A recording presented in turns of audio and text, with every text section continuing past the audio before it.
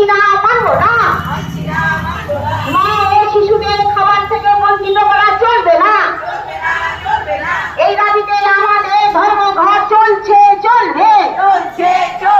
ইনকিলাব জিন্দাবাদ।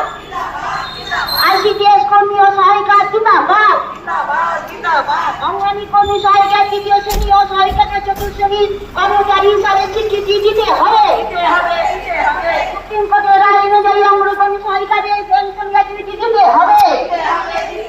এই দাবিতে আমাদের আন্দোলন চলছে, চলবে। এই দাবিতে আমাদের আন্দোলন আজকে সাধারণ ধর্মঘট সফল করুন। আজকে সাধারণ ধর্মঘট সফল করুন। ইনকিলাব জিন্দাবাদ। আইসিডিএস কর্মী ও সহায়িকা জিন্দাবাদ। আমাদের দাবি মানতে হবে। এই এভাবে পদ্ধতি বাতিল করতে হবে।